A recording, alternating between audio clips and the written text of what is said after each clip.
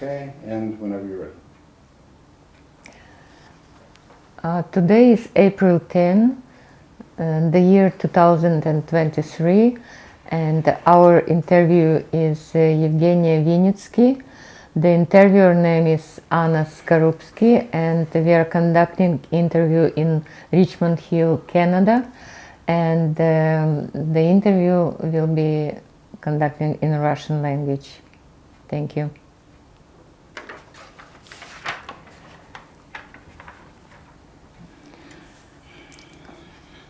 Женечка, дорогая, вы мне разрешите вас так называть. С удовольствием. В первую очередь я хотела бы вас поблагодарить от имени всех организаторов этого проекта, особенно Liberation 75, Spielberg's Shoah Foundation and all our heads, за то, что вы согласились поделиться вашей такой драматичной жизненной историей. И я понимаю, что это очень трудно еще раз и еще раз переживать подобные ощущения, которые были уже миллион раз проиграны в вашей голове, в вашей памяти.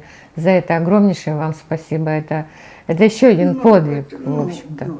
Я согласна, спасибо, но тут не спасибо. Тут правильное решение подойти к тому вопросу, который был много лет и постепенно не исчезает, но не становится таким ярким и таким злободневным, как это было в другие годы. Поэтому я рада, что хоть моих пару слов помогут молодому поколению сегодня и завтра понять, что их родители, бабушки, дедушки, отцы, семьи, что они прошли в этот тяжелейший период войны, Второй мировой. Спасибо. Вы, пожалуйста, начните вот с самого раннего детства, насколько это возможно. Я родилась в Киеве, в Донтауне, как мы тут говорим, в центре, на площади Богдана Хмельницкого, в изумительном районе, рядом Софийский собор, который с окна был виден. Вот, ну, в общем, я была маленькая, поэтому я просто рассказываю, где я родилась. Ровно через год моя бабушка поехала отдыхать в Крым, и моя мама думала, что мы поедем туда поддержать ребенка. И пришло июнь 22 числа. Началась война. Немцы ворвались. И получилось так, что папу в тот же день взяли на войну. Он был и остался до последних дней после войны журналистом и работником очень известных военных газет, как «Ленинское знамя» и «Красная звезда», которые находились на улице Большой Житомирской, 23 или 26 номер. И как мама вызвала бабушку, и та сумела быстро с отпуска приехать. И 25 сентября ворвались гитлеровцы в Киев, и начался тот ужас, то, что во сне люди могли испугаться, не только наяву. У моей мамы, к счастью, был документ, что она жена военного журналиста, и с этим документом мама схватила меня под мышку, бабушка схватила чемоданчик с документами, и все, что там можно было, и вот, как говорится, вот так, как стояли, бросились на вокзал. На вокзале был заполнены все вагоны, люди разъезжались кто куда, ничего нельзя было понять, но ее пропуск дал ей право подойти к одному вагону, который ехал не то в Сибирь, не то на восток куда-то, где ехали семьи военных и люди, которых должны были поддерживать в тылу армию. И потому что ее просто подняли на руки и занесли вместе со мной и с моей бабушкой. Мамины ноги висели, ее люди держали за подмышками, а она пока там, она смогла войти как-то в вагон. Они ехали почти 9 дней с большими остановками. И Это был не поезд, это были кормушки для коров, для зверей, когда перевозили. Крыша слетела моментально. Бабушка рассказывала, был ливень, гроза. И вот меня на руках держали, подняли наверх. И не только меня, там была масса детей. По дороге потом начали люди умирать, дети. И на 11-й день мы подъехали к Сталинграду. И там начались бомбежки, настоящие, такие, которые разбили весь наш состав, 11 вагонов. Все сгорело на глазах моих родителей, моих бабушки и мамы. И люди, которые смогли, на ходу прыгали, а уже когда наш вагон загорелся, он остановился. И вот эта группа людей, которые не успели сгореть, это я, мои родители и еще другие. Нас было 11 человек. Вот это мы пережили. А по дороге умерло очень много маленьких детей. Нечего было кушать, нечего было пить. Я не знаю, я считаю, что это свыше для меня, вот то, что я осталась жива в тот момент. И потом, конечно. И мы начали убегать, кто куда может, в лес. И вот так началась наша одиссея жизни в лесу с сентября месяца 41-го года, пока нас папа не забрал, по-моему, нас в мае месяца забрал. Инвалид в первой группе, без руки, полруки, полноги. А в мае какого года? Папа меня забрал, потому что он уже после Будапешта, он не мог идти в армию, он же был журналист все время с 41 по 44. И когда они уже ехали поздравлять, там уже знали, что наши завоевывают все. Как говорили, каждую 5 земли уже наши войска это отбивали. Так машина ехала, как корреспондент он ехал, 6 человек было. Но немцы заблокировали все эти вот главные дороги, подложили эти вот бомбы, правильно? И вот их машина наехала на одну бомбу и взорвались. 4 человека погибло сразу, а папа и еще один мужчина, не водитель, остались живы, но калеки. Их тоже, значит, их отвезли в госпиталь, и он был очень долго в госпитале. Потому что ему спасали, чтобы не ампутировать ногу и руку, а только часть. Он лежал очень долго в госпитале. Поэтому он нас забрал уже, когда уже, по-моему, перед самой объявленной победой. Но мы жили там же, где мы, в лесу, где мы спаслись. Вот. А как называлось это место? Это место Хутор-Хар, это Варкино. И еще там, у меня есть документ, я смогу вам сказать, вот Сталинградской области. Наша жизнь, значит, первые годы я не помню, когда мы приехали, я была очень маленькая.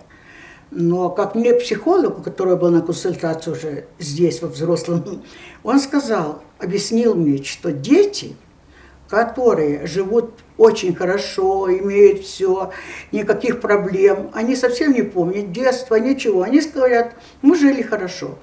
Дети, которые с годика начинают знать, что кушать нечего, спать негде, все это у них остается в памяти на всю жизнь. И я начала говорить свои вещи своими именами, когда мне было 3 года. Почему? Как я узнала? Уже когда мы приехали домой в Киев, и я бабушке там что-то говорили, конечно, мы об этом часто говорили, и я ей начала подробности там рассказывать. Она говорит, а ты откуда знаешь, я тебе такого не говорила, и еще. А я говорю, Буля, ты помнишь, было то-то и то-то? Она на меня посмотрела, как будто бы я только вчера родилась. И я помню все, и сегодня, когда я буду рассказывать, эти картины перед моими глазами. Как мы нашли, где жить. Хлев, который был заброшен еще до войны. Мы потом искали солому, какой-то фуд искали в земле. Там был один дед, который к нам пришел без ноги. Он единственный с этого хутора остался. И он нам подсказывал, где поля с картошкой, с морковкой перед войной, где. И мы этим питались, мы выкарабкивали с земли все, что можно было. И не забывайте, что мы пережили войну, во время войны мы пережили морозы, которые были в Сталинградской области, это все знают. Было 28 градусов. И вот это с хворост принесли, там, он помог, дал спички или там что, он очень помогал нам. 11 человек нас было. И вот это кушать-то ведь нечего было. Вот. Но моя бабушка организовала так, что ее считали, она мама Тереза была. Мы все делили, что бы там никто не находил, мы все находили. Я, честно сказать, не могу, как мы пережили этот морозы эти, как было, но я знаю, что мама очень заболела, и я заболела. И как мы лечились, вызвали какую-то знахарку там. И что мы пили, мы тоже не знаем. Но как результат важен, а не слова. Нас спасли. Потом я выросла, и когда мне уже стало под 3 года, меня и мальчика, которому было 7 лет тогда, посылали в лес за едой. Мы срезали какие-то, нам сказали, какие можно брать зелень. Мы выкапывали эти вот корни и приносили. И бабушка с них сделала котлеты. Мы так и называли котлеты. Вот. Живности никакой не было. И мы уже, наверное, моя мама мне рассказала, что я думала, что мы уже умрем. У мамы началась падучая малярия, она перенесла воспаление легких. Я очень извиняюсь, но я расскажу, что мою маму спасла совет этой, которую вызвали к нам, лечебницы, как мы их называем, которые без образования, травы знают и все. Пей свою мочу. И мама это делала. Вот. Ну, что еще, что я хотела подчеркнуть, что мы, дети, там выросли, мы там стали взрослые. Там каждый взрослый мог что-то нам сказать, что мы должны сделать. И вот это слово, что если ты хочешь, чтобы папа, мама, там, бабушка и мама там жили, если ты хочешь вернуться домой, ты должен нас слушаться. И мы слушались. Меня украли. А там оказались, возле нас были цыгане. И они посчитали, что я цыганка. Подошли и показали мне конфету. Я даже не знаю, я не знала, что такое сахар, конфеты, хлеб. Мы простые вещи мы совершенно не знали. Мы знали, что в лесу и что наши вот, родители могли там сделать. Вот. И, в общем, этот старик дал маме свою старую лошадь, не лошадь, а у него корова, что-то было у него, на чем он передвигался. И он поехал в этот лагерь, и этот мальчик закричал: «Женьку украли, Жанку украли», меня звали там. И, в общем, и мама села в этот, сколько долго ехала, и они меня нашли.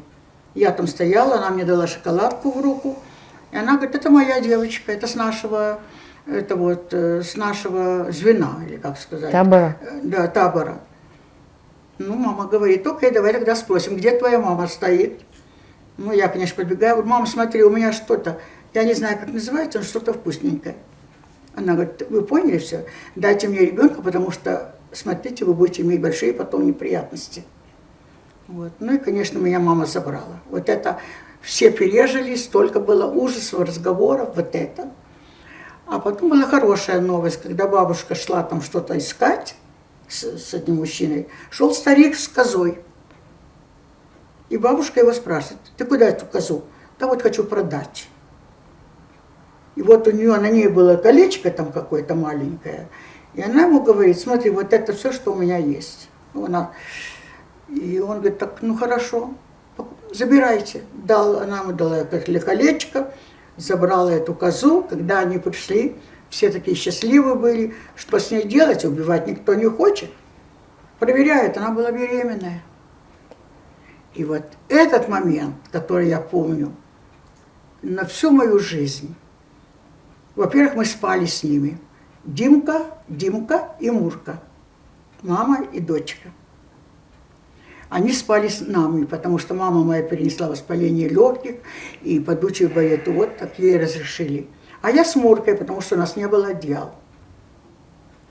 Что моя бабушка придумала? Она привязывала ей молочные ее груди И первое молоко, все дети садились на землю, каждому там что из чего, и мы выпивали по 5, по 6, по 8 глотков вот этого замечательного молока козиного. А остальное уже бабушка давала Мурке, чтобы она свою Динку докармливала. И вот так мы жили до того, как мой приехал отец. Это молоко, эти глотки нас спасли от голодной смерти. Мы находили картошечку, потом мы в лесу очень освоились. Солому приносили, сушили. И в итоге потом нашел этот старик, еще нам показал другой хлев, ближе к селу, где он когда-то жил. И мы все переехали туда.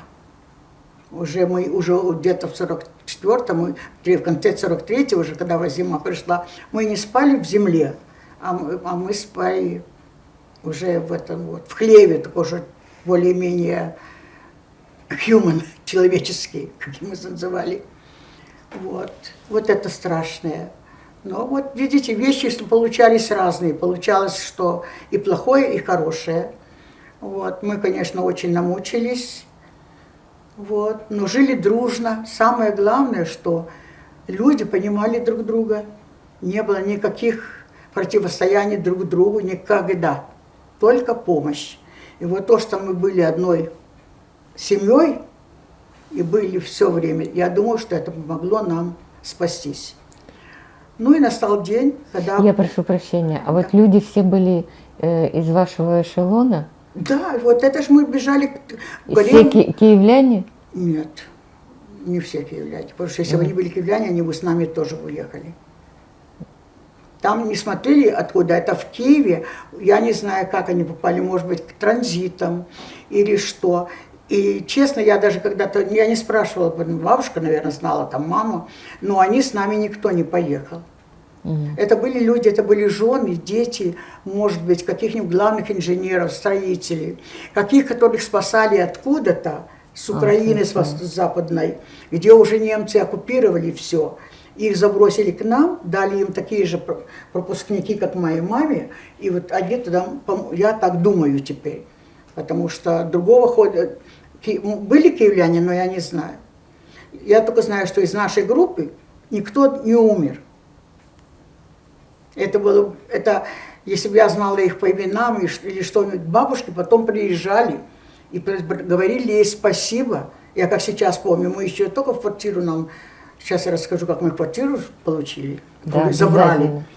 Вот. Так приезжали, ей сказали, Елизавета Захаровна, баба Лиза, если бы не вы, мы бы, конечно, там все умерли. Вот она такая, она организовала все, вот как всегда. Один человек может сделать, гора не придет, а мы к ней придем. Вот, так что моя бабушка, она была там умничка, она была там просто герой.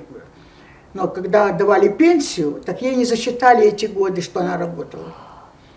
Моя бабушка, она пришла без пенсии. Она получала в то время 12 рублей, да, или 11 с чем-то. Ей не засчитали, она жила в колхозе до войны, под Малиным, там, где мама родилась. Ей ничего не засчитали, ей не дали пенсии как герою. Вот, не понимаю, я не понимаю, как это подходили наши эти службы, которые должны были отбирать, кто заслуживает, а кто нет, или кто гулял, а кто работал, кто спасал, а кто убивал.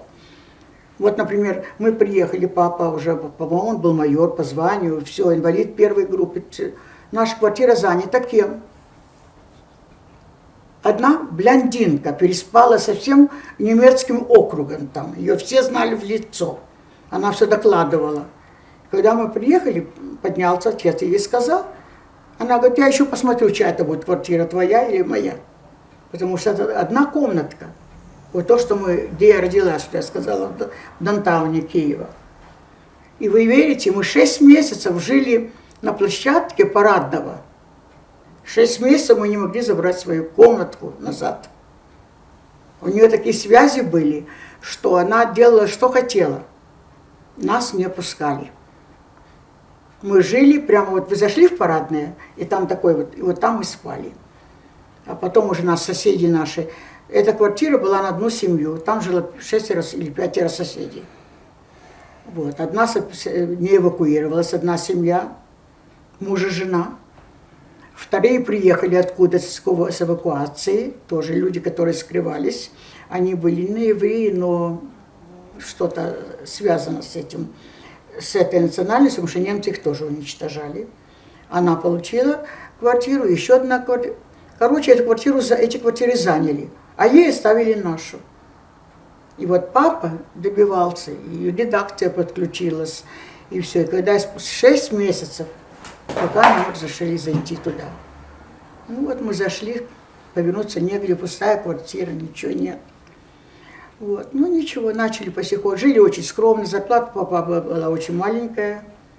Тогда журналисты...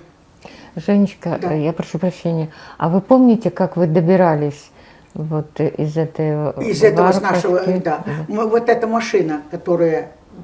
Папе дали машину, газик, правильно? Он приехал за нами, мы приехали на вокзал, и нас посадили на поезд. Что перезвонит? Private. И нас на вокзал отвезли. Так что мы с вокзала приехали, и там уже тоже...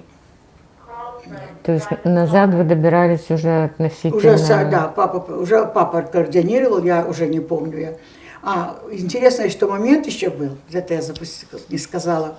Когда папа приехал за нами, он был с рюкзаком, полный еды. Ну, и мама меня подводит и говорит: «Доча, это твой папа, твой тата». Мы размовляли українській мові. На мові.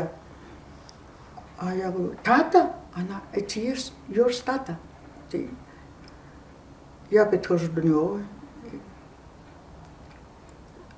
«Якщо ви мій тата, дайте мені шматок хліба». I never кушала, їла. Я ніколи не їла. Я ніколи не їла. И он тогда достал этот вот и начал нам давать. А бабушка ему говорит: все, что там, все на пол. Это все для всех. Папа слова не сказал, открыл, у него рука была. И они открыли, положили, все поделили всем. И вот так мы праздновали папин приезд и наш отъезд. Они были такие счастливые, что там была тушенка американская, там что-то еще было. Ну, в общем, полный рюкзак был еды. И он только нам оставил там на дорогу перекусить, и все забрал, все отдал людям, которые оставались и ждали тоже, что их должны были подобрать. Вот это. Так что... А когда вы приехали в Киев, папа уже был, как бы там работал уже? Его авторизовали потом на работу, на ту же самую, с которой он ушел. Мы очень мучились, очень, потому что и кровати не было, ничего, я не помню, где все такое было. Лечение, как говорится, ничего хорошего такого, но все. А потом я приехала, да не знаю, бабушка с нами была, а потом школа началась. Вот и все. А потом сестричка родилась в 46 году. А вот вы пошли в школу, как там дети относились друг к другу? Ну, из расчета, что все... Там у нас как-то, вы знаете, этого очень тяжело это сейчас вспомнить, потому что, во-первых, многие дети плакали, что отцы не вернулись. Вот, говорили. У многих инвалиды были, как мой отец, первой группы. Вот. Но так учителя вели себя, что они старались нас отвести от этой темы. Мы были маленькие, мы много пережили, многие. Вот. Я не помню, кто из них был в Киеве, а кто уезжал. Потому что в тот момент для меня это был большой переход в жизни с леса в город большой. Я же нигде не жила фактически, кроме леса. Как Джейн в Тарзане. Понимаете? И у меня было все сосредоточено на этом. Мы грибы там собирали, нас научили. Поэтому грибов была масса, мы спасались. Вот. И мы фрукты, всякие, это все, что можно было кушать, Мальчики научились лазить на деревья, там все сбивать и все. Жизнь была, никому не посоветуешь, и никому, но я хочу, чтобы кто будет слушать это, чтобы вы поняли, что война – это страшное дело. Война, она никогда не принесет вам ответ, будет жив или ты не будешь жив. Это только зависит от нас, как мы поведем себя, как мы будем помогать друг другу и вообще в мирное время, не дожидаясь этих тяжелых дней. А когда ваш папа, ну, он вернулся с фронта, он рассказывал о том, как он воевал. Ну, это, в общем-то, он был все время почти на передовых все время. И он не любил на эту тему говорить. Вот у него много ордена, у него фотография стоит вся. Он получил 3 ордена и много медалей у него было. Он такой, декорирован был очень хорошо. Но у него пенсия была очень маленькая. Поэтому что я могу сказать? Он работал и днем, и ночью. А его работа это было брать интервью у знаменитых людей, за что ему копейки там платили. И то, что он работал выпускающим этих газет. Так что его доход был очень маленький. Моя мама, как приехала, как мы только вселились, она очень болела. И болела все годы, пока она не умерла. Она умерла в 41 год. Она очень все, я помню, я маму лежачую помню. Я не помню, когда она ходила, или там куда-то я бы с ней могла пойти, выйти, но никогда. Вот. И я помню, что папа сказал, чтобы говорили только на русском языке, чтобы соседей никаких не были. Тогда очень много доносов всяких было, людей забирали иногда и ночью. Не знаю почему, я этого не знаю. Но нас папа предупредил. Ни о чем серьезном не говорить. Ничего. Читайте, смотрите в школе, чтобы ты училась хорошо. И все. А потом начались трудности. Дочь, сестра родилась очень больная. Мама больная. Поэтому у нас так было тяжело выжить, что у нас получился первый процесс выживания был в лесу, а второй раз процесс выживания уже в Киеве. Вот. Наша бабушка нас спасала. Вот моя бабушка, вон ее портрет. Она нас спасала, потому что она ходила пешком на рынок. Мой отец работал в редакции, там было очень много газет, которые оставались, ну, как всегда в таком производстве. Он ей приносил эти газеты, чтобы у нас русская печка была там, иначе топить. И вот она брала эти газеты, шла на базар, и все крестьяне выменивали, у нее брали газеты, чтобы завернуть продавцу кусок мяса, какую-то фрукту, что, а ей давали все, что можно было, ей давали. И вот она приносила, и вот так мы много лет жили. Потому что свести концы с концами, а мама ушла, тоже маленькая пенсия, страшно маленькая, сестрички дали. Я не получала ничего. Я уже была, как говорится, переросшая после 16. Вот. И вот так нас бабушка кормила. Ходила на рынок, выменивала газеты, которые уже нельзя было никуда доставить. И все эти хорошие люди знали ее уже там, и они ей давали. Зимой кусок мяса, там чего-то, а летом фрукты, любая какая была, все. И она ходила туда и обратно, пешком. Потому что она говорит, я уже закаленная, сколько я там не сходила, а тут асфальт, тут не страшно. Вот. Поэтому все это не детское воспоминание, это childless воспоминание. Я не имела детства никакого, я имела людей, которые меня любили. И я их очень любила, и маму, и бабушку, я просто без них не могла бы. Моя бабушка, мне был институт, я кончила благодаря бабушке.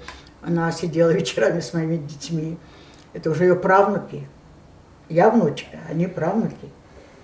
Вот. Поэтому очень трудное время, долгие годы. И остались мы живы, потому что пришло 5 марта 1953 года, когда, чтобы он ушел, конечно, 100 лет назад и не родился вообще, вот, но ушел этот человек, и все изменилось сразу, конечно. В каком смысле изменилось? Ну, люди уже могли общаться, разговаривать как-то. Чуть-чуть воздух появился свежий. А то все время это было ужасно, потому что думали, что все равно второй вывоз будет. Все евреи боялись, потому что было назначено на 15 марта и 17 папа пришел домой и сказал: я узнал такую новость секретную. Никому. Все товарники свезли опять на Киевский вокзал и готовят для нас, для евреев. После войны. Моя мама и так, у нее головной мозг был. Вот, и все. И вдруг такая новость: Бог нас спас. Я думаю, что кто-то помог. Так мне кажется. А если нет, так... И все. И после этого уже началась трудная, но немножко другая жизнь. Вот. Значит, сказать, что когда я была маленькая, мне никто не тыкал, кто я, откуда я, все. В школе иногда дети могли сказать слова, которые мы сейчас не хотим вспоминать. Но тогда даже дети, которые сами были евреи, они могли тоже кому-то... Мы считали, что это плохое слово «наказание». Но никто не понимал, что это унижение, оскорбление моего возраста, дети. Вот. Но когда я выросла и поступила в университет, я 5 раз поступала в университет. Значит, первый раз я поехала во Львов. Я так подготовилась. Я хотела быть журналисткой. Мне моя учительница русского языка сказала: ты рожденная журналистка. Я писала очень хорошие эссе, забыла по-русски. Вот.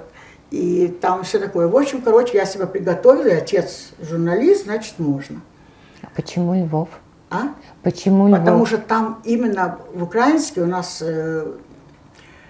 университет имени Шевченко, там был факультет, но туда принимали только специальных людей.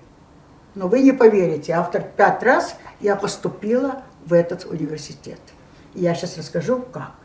А вот как вы поступали во Львове? Во Львове я приехала, я сдала лучше всех. У меня свидетель, это был уже мой муж, потому что тогда мы уже дейт, и он мне помогал таскать мои книги, которые нужно было за одну ночь проходить, учиться. Так он мне помогал. Я сдала на 3 пятерки и 2 четверки. И меня вызвали в приемную комиссию после всего и сказали: вы сдали лучше всех. Но по вашей графе мы вас не можем принять. Кто у вас журналист? Я говорю: отец. А что значит по вашей графе? Значит, в моем паспорте было, наверное, написано, что я еврейка. Это моя графа. Это 5-я графа. Даже не 4-я и не 3-я. Но это распространенное название. Это распространенное звание людей с еврейской национальностью. Многие, конечно, там старались от этого уйти, все, у меня этого не было. Папа был военный, остался, и он даже гордый коммунист был. Он мне даже не подписывал документ на выезд в Канаду. И только его жена уже 3-я, так она мне помогла, она подписала за него. И то я не бесплатно. Вот, так что это все было. Так я говорю: что я должна сделать? Где ваш папа работает? Я говорю: там-то, там-то. Пускай он попросит своего редактора позвонить и сказать, что у меня работает такой-то человек, который он был 3-й по лестнице, он был, как он назывался, выпускающий, главный, ответственный за выпускающий номер, мой папа. Вот, это 3-я, довольно серьезная должность. И он был несменным 45 лет председателем местного комитета. Единственный еврей на всю редакцию. С первого дня. Его очень ценили, его все любили. Он отдал свою квартиру, которую ему выдали 2 детей, больные дети, больная жена.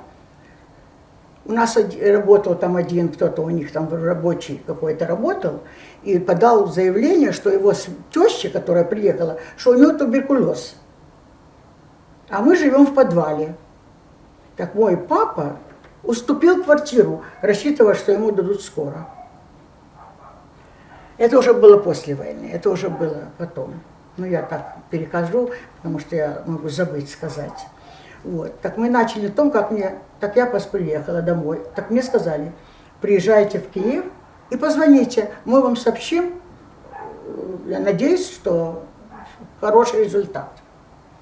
Я приехала и говорю папе, папа, не ты попроси, я очень хорошо знала, очень приятный мужчина был, полковник, который был ведущий, тоже журналист. Подойди к нему, попроси, чтобы он позвонил, что ты работаешь, и что тебя приняли после войны, и ты орденоносец 3 этих вот, не медалей, а орденов. Папа на меня посмотрел и говорит, да, кого я воспитал? Ты мне говоришь взятку давать? Я говорю, какую взятку? Позвонить, что ты журналист, а я хочу следовать твои. И я люблю, ты же знаешь, что в школе Вера Ивановна сказала, Вера Ивановна меня обожала, такая замечательная женщина. Как он сказал, нет, это получается, что я должен дать взятку или как-то, я звонить не буду. Иди на работу, заработай кусок хлеба, узнай, что такое 1 рубль, а потом поступай обратно. Я звонить не буду. Я много пережила. Я рыдала. Мне это стоило туда поехать. И мне сказал человек с ихнего деканата, что я лучше всех сдала по баллам. И он отказался. И, конечно, никто не позвонил, и меня никто не пригласил. После этого я поступала в педагогический институт, но там что-то, не помню как, но тоже не... Я все сдала, но тоже меня не приняли. Потом я поступала в Институт восточного и западного искусства. Это открылся у нас факультет, который принимали 18 или 20 человек. И нужно было разбираться в искусстве, все, и, конечно, с наклонностями журналиста. Я побежала туда. Я набралась только... Я готовилась все лето. Это в Киеве? В Киеве, да. Это уже ехать. Такой шикарный. Я себя уже видела там. И, короче, весь билет я вытащила. Я все прекрасно сдала. И последний вопрос меня спросили. Мне показали много картин. Я должна была назвать, кто написал, в каком столетии, к чему это было. Я сейчас ничего этого, конечно, не помню, но в то время я была хорошей ученицей, и у меня была память светлая. Я все назвала. И меня спросили, а какими красками? Как эти краски назывались? Каждый художник имел свои краски. И я... Вот так сделала. Да. Ну хорошо, все, считайте, что вы сдали этот вот, экзамен окончен. Ну, я пришла, я смотрю, моей фамилии нету. Я подошла в деканат и спрашиваю, я что, не прошла? А они говорят, минуточку, вас хотят видеть, там, в деканате хочет кто-то с вами персонально поговорить. Опять персонально. Значит, я пошла. Меня спрашивают, у вас есть кто-то художник? Я говорю, нет. У вас есть папа, кто-то ездил за границу? Я говорю, отец воевал за границей, но как приехал в Киев, нет. И паспорта заграничного нет. Мы вас не можем принять. У нас должны быть дети, родители, которые едут за границу. Иногда, когда нужно будет сдавать, ну, типа как какую-то работу или что, брать их с собой. И мне отказали. Еще 1 год прошел. И вот был последний год, и я решила пойти на филологический отдел нашего украинского, известного, замечательного. Вы поняли, мне отказывали, одна причина была. Но находили очень красивые поинты, такие, чтобы сказать, почему я не попала. Я это чувствовала, это было открыто, только без слов. Каким тоном, как это преподносилось, было неприятно. Я ведь старалась.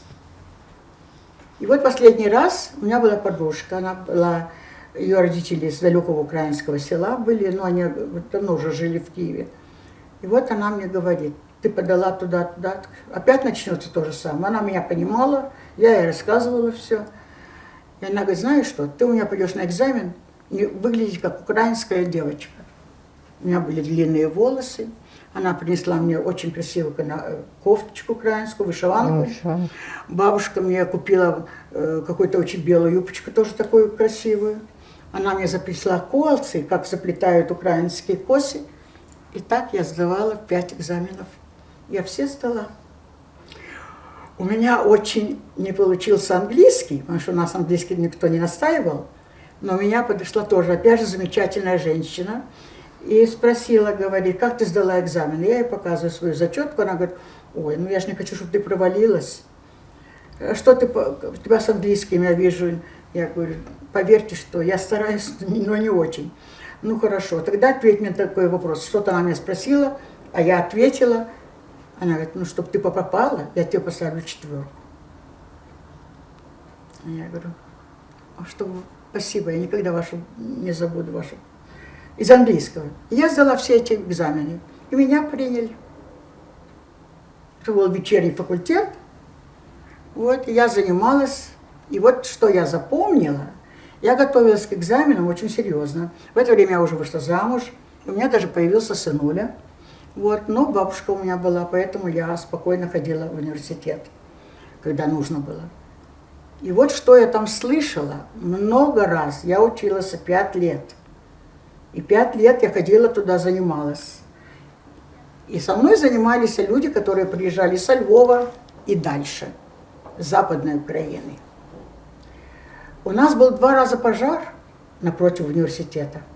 Подожгли памятник там, где был Шевченко, и подожгли нашу библиотеку историческую, которая была одна из лучших в мире. Пожар был, по-моему, на 70-60%. Это можно проверить на Гугле, где хотите проверить, кто сомневается в этом. Значит, это кто-то делал. Но в печати об этом не просто писали. Был пожар в парке имени Шевченко. Он сам по себе не... Это был пожар протеста. Но я что хочу сказать, что я слышала своими ушами, и что я понимаю, было сделано. Люди, которые учились в Западной Украине, они не признавали Украину восточную. И всех людей, которые жили с нашей стороны. Они говорили: скоро мы будем вместе. Мы скоро. И вот это вот ненька Украина, когда я слышала, я уже знала, откуда люди приехали. И их язык трудно было понять. Они так говорили, что мне было тяжело уловить, потому что он очень отличался. Там потом мне объяснили смесь румынского, украинского, русского, не знаю, может быть, нет, но еще какой-то был язык, польский, наверное. Польский, венгерский. Венгерский, румынский, польский, все. И они даже никогда с нами не дружили, они никогда к нам, как студентам, никогда возле нас не садились. Мы были сами. Ну, сами. Мы не были сами, но я имею в виду вот так. Поэтому, как был, шагал нелюбовь к нам, так она и шагала дальше. Вот. И на работе было то же самое. Я работала в очень серьезном месте, вот, но потому что я тоже имела красивую свою любимую графу. Вот. Так я была исполняющей обязанности. Я пришла не кем, а уехала уже начальником большого отдела, и очень серьезного. И узнала, что я ее. А почему ее? Ну, Евгения Борисовна, вы же понимаете. Ну, в общем, мы сейчас говорим о антисемитизме. Да. Так вот я говорю, что я на себе это испытывала. Я в целом рассказываю за себя пока. Так что я, поступая в институт, поступая на работы, вообще имела право идти учителем работать в школу. Мне сказали, что учителя евреи не могут преподавать украинскую или русскую литературу. Вот так. Это было. Вот. И все годы, что мы там были, мы сталкивались с этим. И это все знают, почему уезжали люди. Потому что был определенный уровень, который разрешался знающим, способным, умным занимать. Вот. Ну, папу это моего не коснулось, потому что его в газете очень уважали, он остался работником. А я, когда кончила институт, я все-таки тоже нашла работу, показала себя с очень хорошей стороны. И когда я уже, я не знаю, можно такие вещи говорить, Нужно. но когда я приехала сюда, сотрудники мне многие писали, жалели, что я была начальником отдела у них, как вот ты уехал, то сократили, там я защищала всех девочек и даже тех, которых убирали просто, чтобы меньше процент был, как мы говорили. Процент евреев. Да, конечно. Одна осталась с нами, по-моему, сохранила это письмо, что если бы не ты, так я бы уже была бы на пенсии, меня бы уже выгнали, так меня выгнали только сейчас. Вот. Так он всегда им говорил, вот как жалко, что уехала Евгения. Почему? Он кому-то говорит, да, так она ж такая ждовочка. Как пошлю в командировку, все в порядке. Как только едет кто-то другой, ничего дело не закрыто там или какая-то работа не кончена. Даже по имени не называл. Он меня называл только вот так, за моими глазами. Я этого не знала. Если бы я знала, я бы уволилась бы, но я бы ему там сделала, чтобы все слышала, вся платформа слышала бы. Я не знала. Но я знаю, помню, Иван Петрович подонок, страшный, парторг наш. Парторг большого управления. Вот так. Но это у каждого из нас такие истории могут быть, потому что мы все встречались с этим, мы все, одни скрывали, я нет.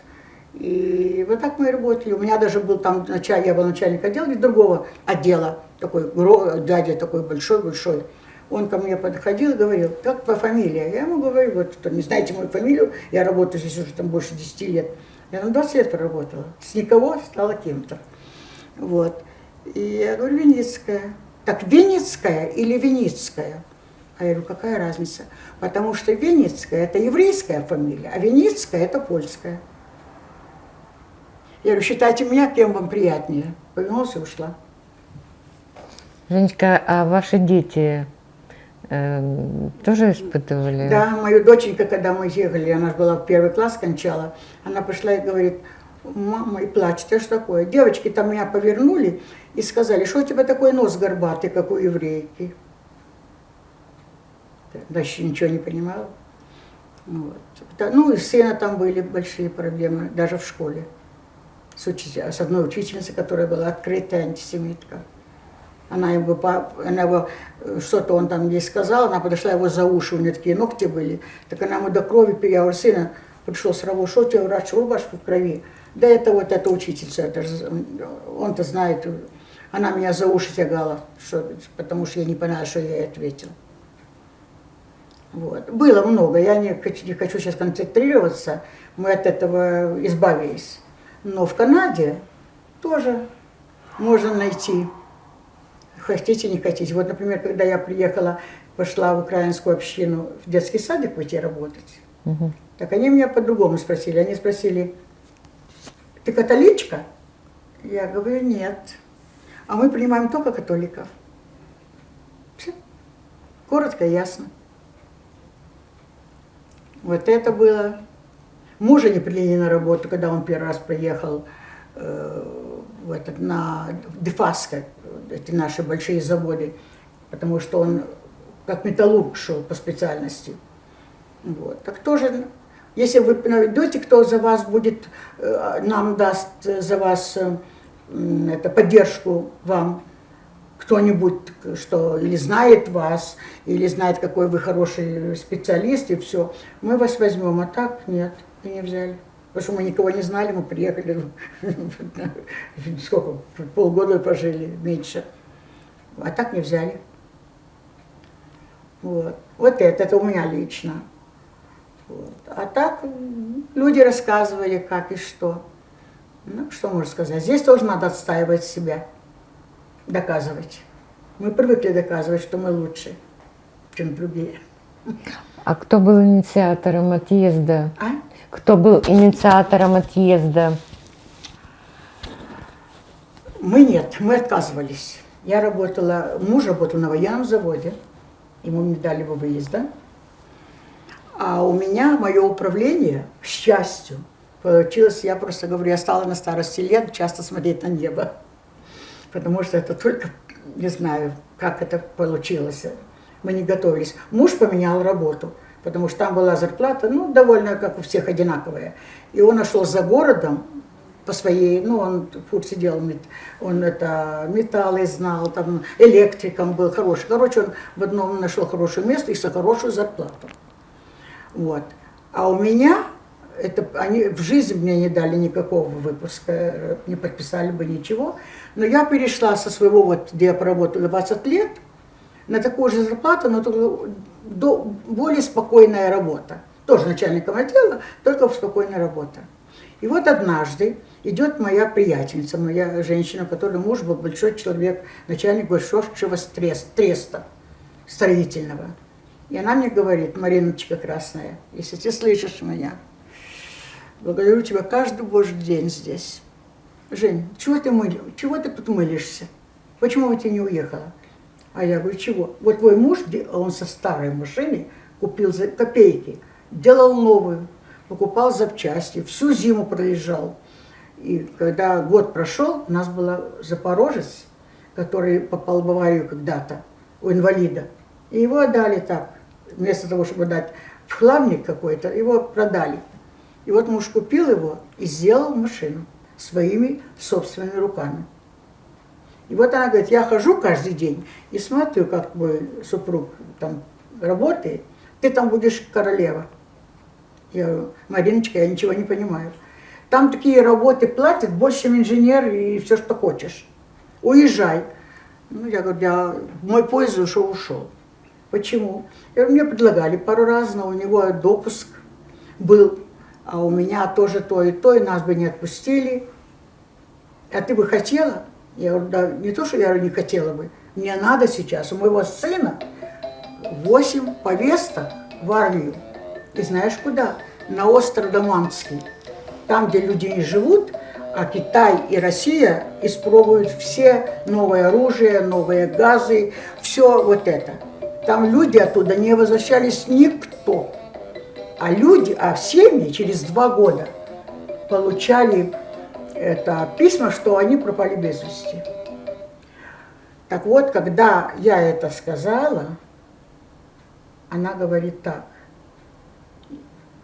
принеси мне все, что необходимо, у меня завтра утром моя племянница уезжает в Вену. И я думаю, что я ей скажу, что это как для меня, и она тебе поможет. Она сдаст эти документы куда нужно. Ну, я не буду рассказывать, люди, которые приехали, знают, как это нужно было сделать, и все. Короче, все документы на нас 4 я приготовила, я ей отдала в руки.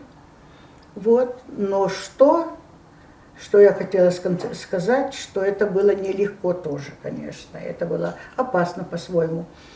И когда я обратилась за помощью к своему бывшему начальнику, где я работала 20 лет, чтобы он моего сына попросил, потому что эти все военные проходили через нашу, где я работала, узнать, и могут его оставить в Киеве на службу. Он сказал, нет, Москва забирает всех, а потом распределяет сама. В общем, получается так, что... Получилось так, что надо уехать, иначе, если мы останемся, мы теряем сына. Понятно. Вот так. И она нам, эта девочка, тоже, дай бог здоровья ей, видимо, сделала и отвезла наши документы. И мы, как сейчас помню, в мае месяце получили вызов. Единственный. И поехали к своей сестричке. Она уже тогда заболела, у нее канцер нашли. И она сказала, уезжайте. Даже 2 слов быть не может. Я смогу, я за вами поеду. Вы пришли мне. А у нее муж был большой в институте нашем пищевом, был заместитель декана. Ее муж, моей сестры. Вот. Так что я говорю, он поедет. Она говорит, не волнуйся. Подаст заявление об уходе, уедет. Это не военный завод. Вот так. Ничего не получилось с этого. Она не уехала, умерла. Вот. Ну и Женечка, все. а вот да. Уже живя здесь Да. и имея внуков, Вы делитесь с ними?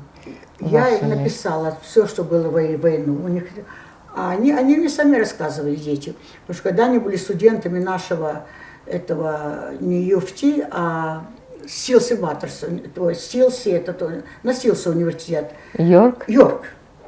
Ну, для меня, как они рассказывают, это вообще это был центр антисемитизма. Потому что все, там не так, я не знаю, сколько там евреев вообще были, но там были какие-то 20-30, да какая разница. Но что они испытывали, это стыдно должно быть в Канаде, чтобы студентам сегодня позволять делать.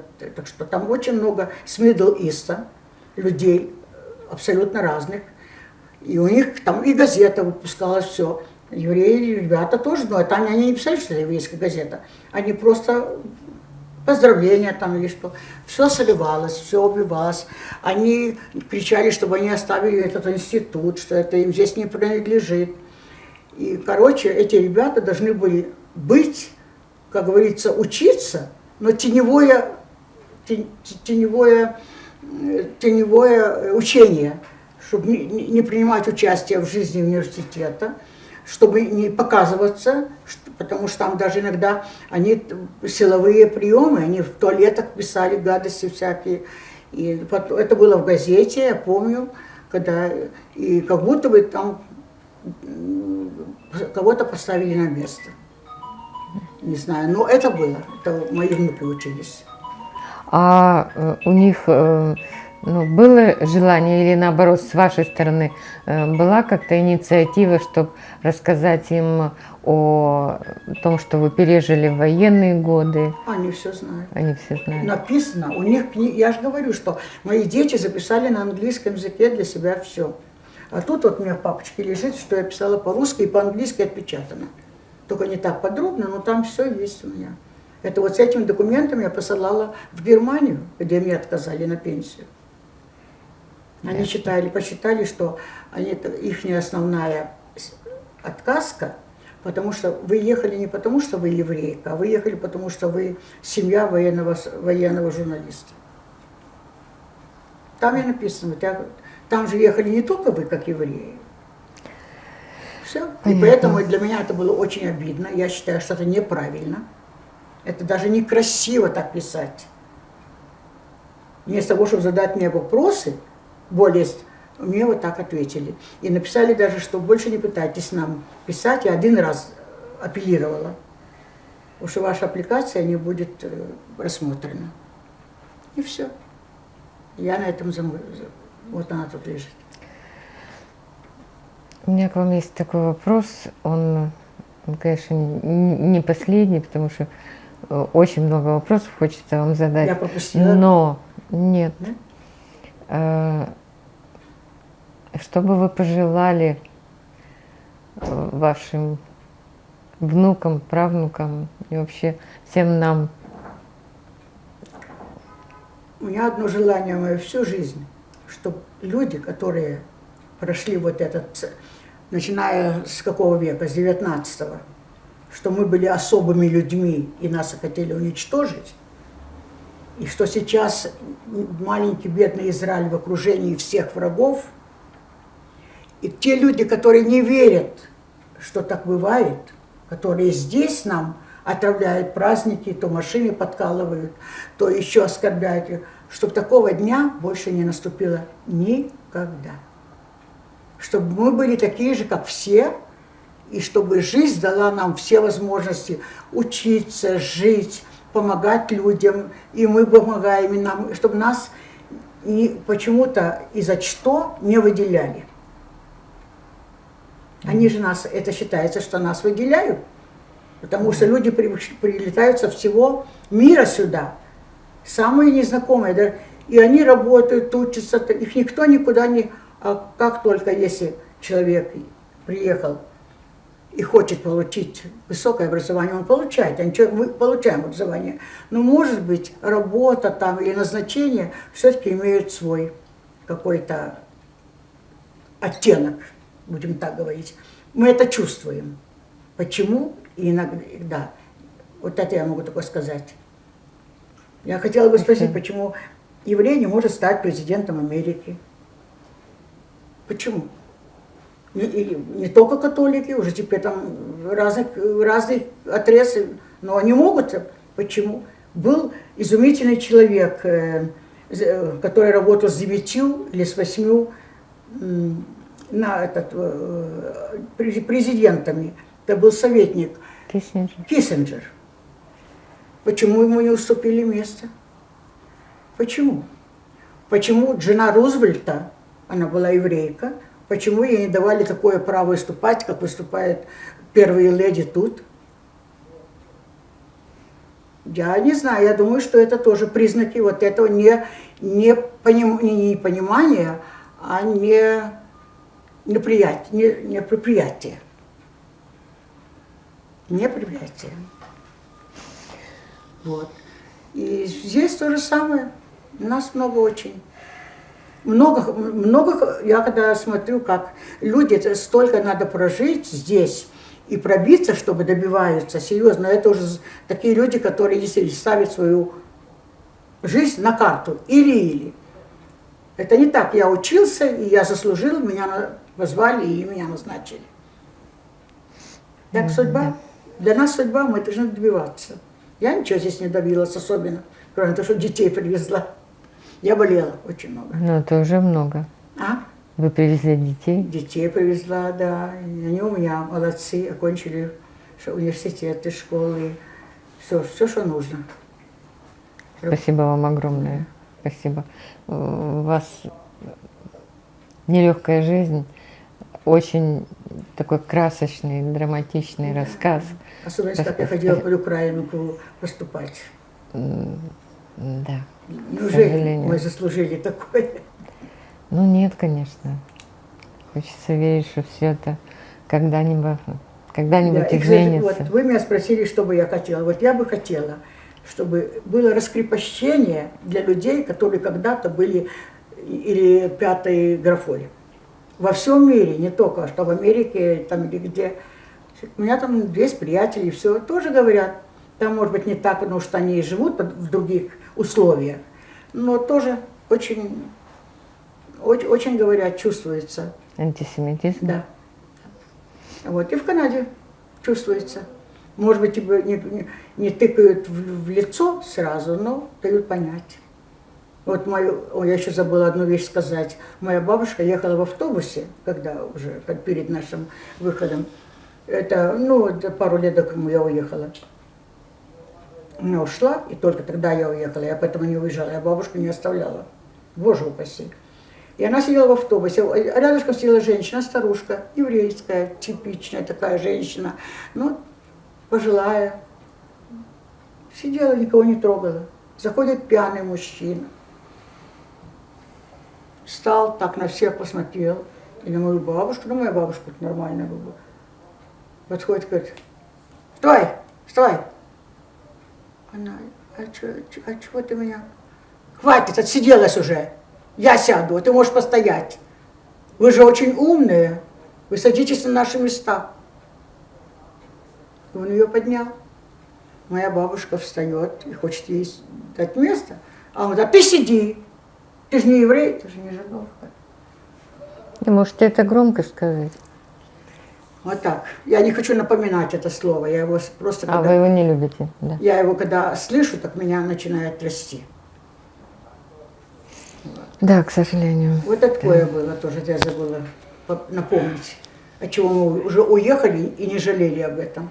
Я ни одного дня, что я прожила здесь, мне так было плохо иногда. И не все гладко. И потеряла сестру. Папа умер сразу, я уехала. Сестричку на смерть я перенесла, меня парализовала левая сторона, мне пункцию делали. И я начала болеть после ее смерти. У меня сердцем было плохо. И это отражалось и по сей день. Я имею хронические заболевания тяжелые. Вот. Но я никогда, ни я, мои дети счастливы, никто в семье не оглянулся назад. Когда я слышала, кто-то начинал жаловаться, я сказала так. Ты хочешь уехать? Да нет, но там было хорошо. У тебя на один вей есть деньги, да, а на второй я тебе куплю билет. Чтоб ты не... не так. Ты хочешь поехать, у тебя есть на билет на один билет. Только туда я тебе заплачу. Вот так я говорила своим знакомым. Не жалуйтесь и не плачьте. Значит, мы не способны на большее. Все, которые не способны, они всего достигли. Офисы, бизнесы, работы. Сколько просто приятно слушаешь, другой раз смотришь, так не верится даже. Небольшая община, а сколько сделано хорошего. Начиная от артистов и кончая реалстейтом, инженерами, да ну все, мой сын. Anyway. Спасибо вам огромное. Спасибо. Очень интересный рассказ, и очень детальный, и действительно очень познавательный. Женечка, у вас есть что-то, вот какие-то фотографии, которые бы вы хотели показать? Я говорю, вот у меня папа, вы хотите, вот я вам сейчас покажу. Там у меня вот эти я вам хотела, эти вот, за границей, которые у нас фотографии. Pictures. Нашли бы. Если их подаст, я с вами свяжусь. Вот. Это наша спасительница, мама Тереза. Да, это мой папа. Вы держите и вы показываете. Еще выше. Ага. Я не закрыла там папу? Нет.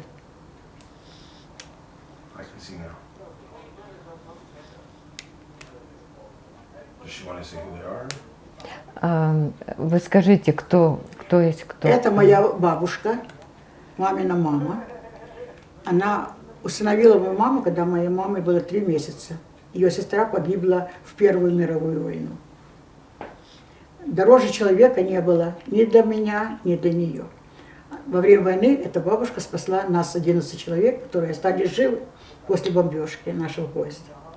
И она всю жизнь... Мой университет – это бабушкин. Я его когда получила, я принесла ей, говорю, Буля, это тебе. Если бы не ты, я бы его никогда не окончила. А это мой папа со своими наградах, когда он был молодой после войны и перед пенсией. Он... Спасибо большое. Спасибо. И еще раз огромнейшее спасибо за то, что вы согласились на это интервью, за то, что вы поделились с нами историей своей жизни. Да, огромнейшее вам спасибо. И да, большое спасибо, Анечка, что вы живы, что вы есть, да, и что вы с нами. Это такое слово для меня. Спасибо, это когда какое-то что-то помогли там. Такое. А это, по-моему, это долг, это зов судьбы. В том смысле, что я рада, что вы куда-то включите эту историю. Правильно, в этом и заключается ваша помощь, потому что вы помогаете историю переносить на другие поколения. Это большая помощь. Они должны понять, что фашистская идеология – это смерть любому человеку, любой национальности, в любом части мира. А сейчас она как бы, не знаю, возрождается или как назвать это слово. Но люди стали совершенно по-другому теперь оценивать Вторую войну. Потому что прошло 75 лет, и сейчас везде повторяется то же самое. Везде воюют за лучшую жизнь. Работать хотите? Работаем. Ну да. Ну вот это так оно получается теперь, правильно? К сожалению. Ну, вот. Это мое кладбище. 3 женщины. Когда я поехала туда, хотела поехать, знаете, что мне ответили? Что таким врагам, как ты, мы на Украину, тебе дороги на Украину нет. И мне не дали попрощаться с сестрой, и не дали разрешения въезда на Украину. Хотя потом я уже была, у меня вот виза. Когда моя сестричка заболела, и мне позвонили и сказали, что ей осталось недолго, я позвонила, и потом сын звонил, чтобы мне дали разрешение. Люди одолжили деньги, у меня же не было ничего такого. Мы только приехали пару лет. И они мне ответили, вот передаю дословно, сейчас не хочу на украинском, что вы наши враги, паспорт у нас забрали, конечно, вы недостойны вернуться на Украину, и вашу сестру похоронят и без вас. И положили трубку. Вот так я осталась с Украиной, с местом, где я жила. А знаете, давайте закончим ваше интервью, но все-таки на На более хорошей ноте. оптимистичной ноте. Да. С пожеланием здоровья вам на долгие годы, вашим детям, всей вашей семье и на надежду все-таки, что наш мир меняется к лучшему. Так вот, Он действительно вот это я меняется хочу к лучшему. сказать, что вот такие организации, как эта организация, и Спилберг, и все, которые хотят это помочь, для того, чтобы людям жилось спокойно, чтобы работали, чтобы дети в школу ходили, чтобы жили человеческие. Мы рождаем детей для того, чтобы они жили, а не боялись. Поэтому я всем говорю, кто жил на войне, он знает, мы уже об этом говорить не будем. А после войны мы приехали в Канаду. Я Канаду очень люблю. Я никогда не жалела, что я попала сюда. И по-своему это одна из лучших стран. И мои дети говорят мне это каждый день.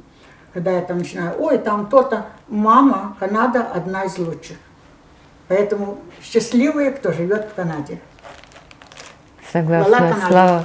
Слава Богу. Спасибо вам огромное. Спасибо. Все, мы закончили. Да. Хорошо.